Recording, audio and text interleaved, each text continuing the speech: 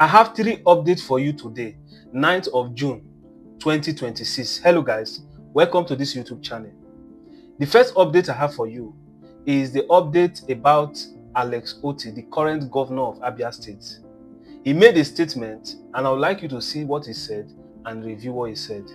The second video was a video where a lieutenant general, an ex-lieutenant general, made a speech about more than 15 years ago, and the video is circulating currently in the social media. And the last video is a video that was made by Reverend Father Mbaka, where he was defending Tinubu. I'm going to show you that video and I will give you my review about that video.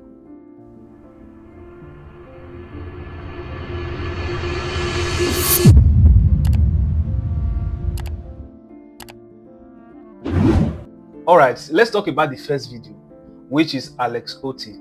He made a statement and I would like you to watch a short clip from what he said. Just watch the video.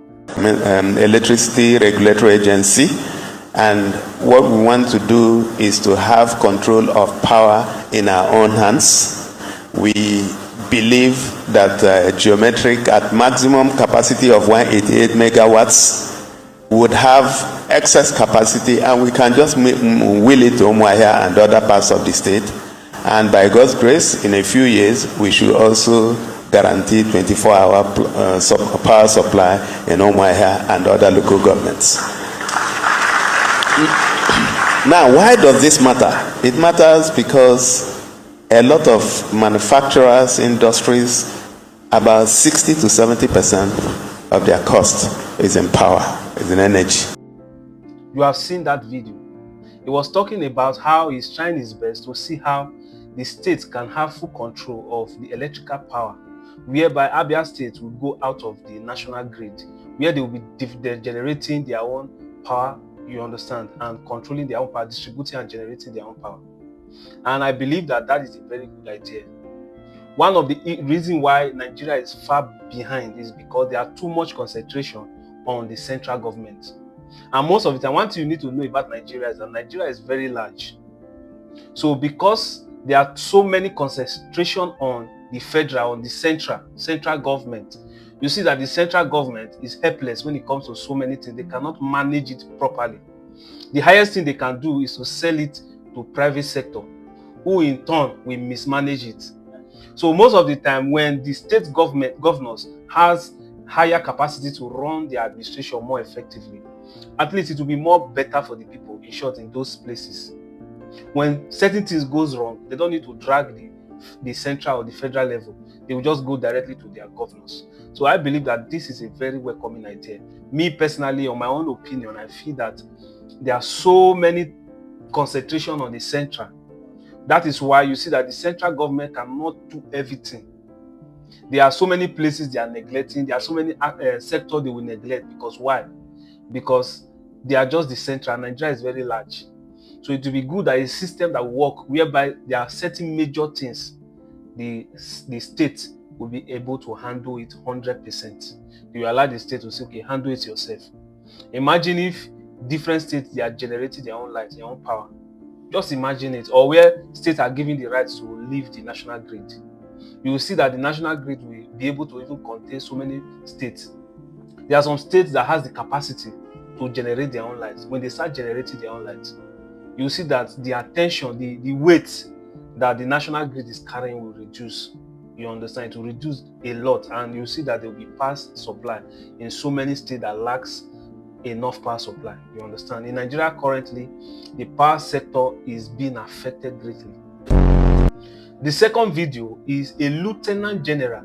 He made a statement. This video was done years ago during a political conference where he made a statement. This video is more than 15 years ago. And what he said that time is happening currently in Nigeria. Just watch the video. Mr. Chairman, one of the issues that I'm particularly concerned is the state of security of the nation of Nigeria. Maybe we don't know, but inadvertently, we are creating a situation that when it breaks out, might not be able to be controlled even by our security forces. And this is the issue of gratuity and pension, especially to ex-servicemen. Mr. Chairman, I want to tell you, maybe you wouldn't know, but We have more ex-servicemen in Nigeria than those who are in service put together. Most of these people are able-bodied young men who can still do a lot of damage if they should decide to. They are more trained than God those forbid. God forbid. Well, God will forbid if the Nigerian government realizes that and treats these people as people who serve this country diligently and deserve to be paid their pensions and gratuities. You have seen that video where he was saying that the way ex-military officers and ex-force, any part of the force where they are being owed their pension, that the way they are being owed pension, many people will not want to go into the force because they know that there is no future there. And the way it's going, according to him, the S7 officers will be more than the 7 officers. And the speaker in that sitting, you understand, said, we reject it. God will not allow it to happen, you understand. And he said that yes, God will not allow it to happen if the government play their part right, you understand. What am I trying to say? I'm saying that he gave a warning years ago. Currently now, if you go to the Nigerian police force, you see where the retired Nigerian police officers, they are complaining about their pension. If you go to the military, same thing, they are complaining about their pension. Yeah.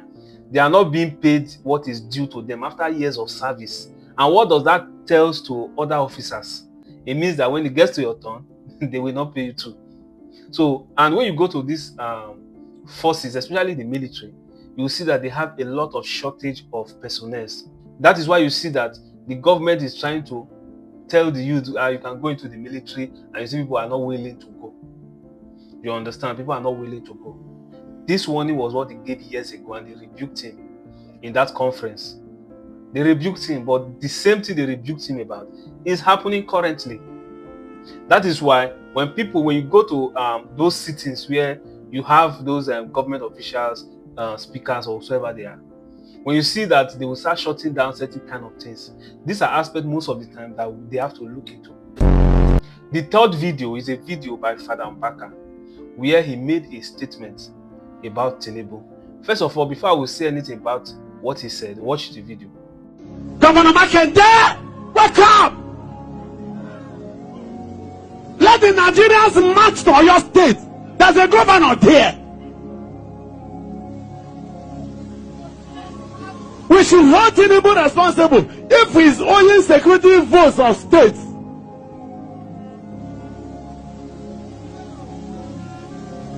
If they want to overthrow Tinubu, it is not by kidnapping our children, so that the whole Nigeria will be angry against the president. That was what they did against Jonathan. They have started it again. Let Nigerians not be deceived. You saw that video where he was saying that they have to hold, currently now in Oyo State, they kidnapped little children from their schools, kidnapped teachers, and they have been in the custody of the bandits or terrorists, whatever you call them, for days now, going to a month. And now Mbaka is saying that don't blame Tinubu for that. Blame the governor, who is Makinde. Blame the governor because they are giving him what they call the security vote. There are monies they give to these governors, especially when there's insecurity on your side. They give it, share to these governors so that they can use it to at least bring sanity to that state. So he was saying that they are giving him security vote. Where they will blame Tinubu is when he's not giving Oyo State security vote. Then you can blame him that you are the one that held the money that they ought to use to tackle insecurity in that place. And he made one statement. He said this same thing that they are doing to Tinubu, that they want to take him out, so they have to be kidnapping. That was what they did to Jonathan. But what I want to say about this particular statement and video is, first of all, who did it to Jonathan? Who are the people that did it to Jonathan? That you said that what they are trying to do to Tinubu now, they are doing it to Jonathan. I will leave the person that made this statement to answer the question. Who did it to Jonathan? Who did it? The second point I want to point from his statement is when he said that they have to hold the governor accountable. I don't think that is true. The president is the commander-in-chief of armed forces. The governor has little or no power to control the military in that state. It's like you don't even know what, like, you know what is governor? Have you not? I've seen cases whereby a governor requests that so person should be arrested. Maybe a bandit they caught should be arrested. And before you know, they will say they have a federal order. They should take this bandit to maybe Abuja or something. Once they come with a federal order, the governor cannot say anything. In short, even though the governor wants to relate to the Nigerian police force, he will write through a petition. That petition has to be approved. And once there's a federal order that kick against that order is not going anywhere. So putting the allegation on the head of the governor and removing the commander-in-chief of armed forces, no. Before we can blame a governor of insecurity, there have to be state police. Then when there's a state police where the governor has full control over those police, and where the governor can equip the police officers, the state police, equip them with sophisticated weapons, you understand, to tackle insecurity, that is when we will now say, yes, we can blame the governor, because you have the right to control your own police. But if there's no state policing in Nigeria, the governor has little or no power when it comes to dealing with insecurity. Forget that they are giving them security votes. They don't have the power. They don't have that power. Even if you look where some states manage and have maybe a vigilante, the vigilante are so restricted. Look at the guns they are carrying, and go and look at the guns these terrorists are carrying. You will know that they are not the same, because those ones are not authorized by the federal from the federal level. So until there's an approval of state policing, you cannot accuse the governor of insecurity, especially when what is happening is beyond his capacity. It takes the commander-in-chief of armed forces to enforce laws that will bring these terrorists. So we have to blame the president, not the governor, when it comes to this national issue of insecurity, this kind of operations. It has nothing to do with the governor. That is just the simple truth. You either believe it or believe what you want to believe, but that is the truth. The truth of the matter is this, and there's something I said in the last video I did, where I said, some people are saying that, oh, there are certain group of people who are trying, that is the narrative, who are trying to remove the president, and they did it to Jonathan. First, ask yourself, who did it to Jonathan? Then number two, ask yourself, look at the policies that this administration has been bringing when it comes to these terrorists right from day one. You see that their policies always favor the terrorists. Smart enough to decode things by yourself. It means that there are things going on that you may possibly don't know about. You can see there was a video where I think I did a video about that. Yes, okay, no, I uploaded the video on Facebook, on my Facebook then, where they caught some bandits and they took the bandits to a police station. Only for them to come the next day, the bandits has been released, and they started protesting. I forgot the state. I think I uploaded the video on my Facebook some months ago. You understand? Imagine that kind of scenario that happened. You understand? So what am I trying to say? I'm trying to say that insecurity in Nigeria can be solved when the president wants to solve it. Yes, if he wants to solve it, it can't be solved. The highest thing that can happen, let's assume that he doesn't have the power at all, which I don't believe that Nigeria military is not capable. I don't believe that. I can't believe that. Because I know in Africa, Nigerian military are the strongest. And I still stand by that.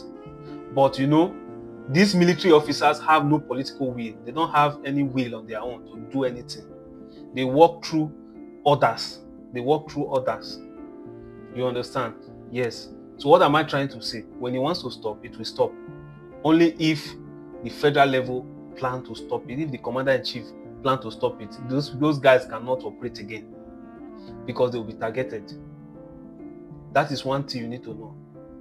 You understand? So when it comes to insecurity and you see people dragging the president, don't come and say it's the president. Why are they dragging? He has the power. He has the capacity to stop insecurity. He's in charge of both the military. He's in charge of every force, both the police, everything. Whatsoever he says, even a serving chief cannot refute his statement. They are under him. You understand? And even when Nigeria does not have the equipment enough to tackle insecurity, he can write and say we need this, and they are going to withdraw the money ASAP and go and get those things. So this is what I think about that particular video. You understand? I don't have any issue when you support somebody. You understand? But don't drag people that don't really, you understand, they don't really have the power to control these things. You want to flip it to the governor. What power does the governor have? How can the governor? The highest things he can do is to send the vigilante or whatever they call it, and just send them. Which kind of weapon will those vigilantes carry?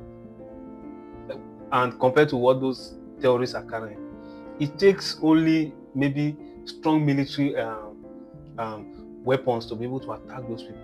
So I just saw that video and I decided to react to that video. But I don't know, you may have conflicting idea concerning what I say. But there's no problem. You can drop your conflicting idea in the comment section. You don't need to agree with what I say, but just drop in the comment section. So let me read it. Thank you for watching. Don't forget to subscribe to Onyeka Jesus Boy YouTube channel for more.